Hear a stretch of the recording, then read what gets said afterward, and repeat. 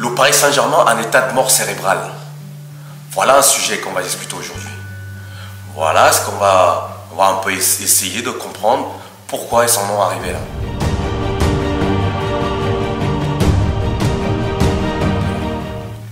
Bonjour, mon nom est Alain Meyong.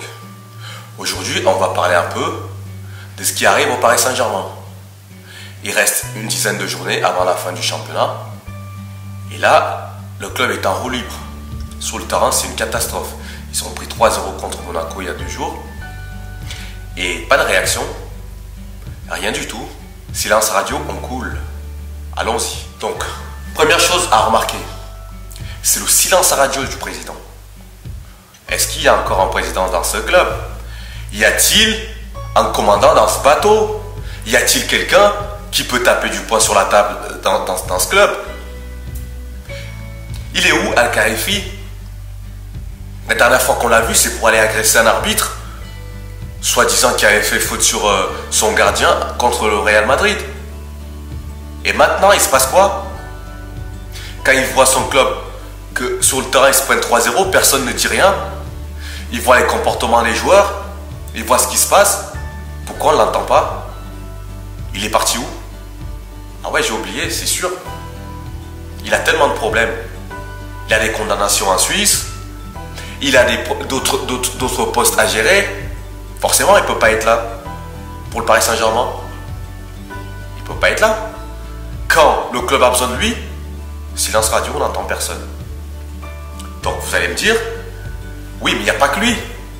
Ben oui, bien sûr, en dessous de lui, il y a qui? Il y a notre ami, notre cher Brésilien, le beau gosse, le mec qui parle bien, on l'appelle, celui qu'on appelle Leonardo. Leonardo, lui aussi, porté disparu, on n'entend pas. Pourquoi on n'entend jamais quand on a besoin de lui? On va l'entendre que, soi-disant, que l'arbitre a sifflé contre le Paris Saint-Germain. Pareil, lui aussi, on l'a vu contre le Real. On l'a vu contre Nantes, à venir dire que, ouais, on les a volés parce qu'il n'y a pas eu de pénalty contre Nantes. Ça, c'est rien du tout, ça. Parce que c'est aujourd'hui que les supporters, les gens qui aiment ce club ont besoin d'avoir les gens qui sont à la tête de ce club monter au créneau, expliquer les choses, recadrer quelques joueurs, expliquer où ils veulent en venir. Parce que là, c'est un silence assourdissant. C'est un silence inquiétant. Ils sont où? Elle est où la direction de ce club? Donc, il se passe quoi? Il y a une troisième position, c'est-à-dire les dindons de la farce. Les supporters, ils sont groggy. Groggy par les 3 hypercules qu'ils ont pris contre le Real. Ils s'y voyaient tellement déjà que, encore une fois, ils se sont retrouvés par terre. Aujourd'hui, les supporters, ils ne savent pas quoi faire. Quand ils veulent aller faire des manifestations, ils n'ont pas le droit. On bloque les banderoles à l'entrée du stade. Dès qu'ils manifestent sur le terrain en sifflant les joueurs, tout de suite, ils sont prêts à partir. Les cocus de l'histoire, ce sont les supporters. Et moi, je vais vous dire un truc, ils l'ont bien mérité.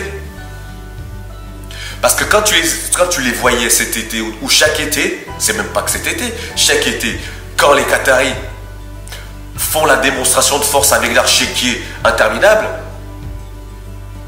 ce serait bien que de temps en temps, ces supporters-là montent au front, avant même le début du championnat, et dire stop! On n'a pas besoin de ces vieilles gloires, de toujours acheter des joueurs. On a besoin d'une réflexion profonde pour le club. Le club, il fait où? Le club, il fait quoi?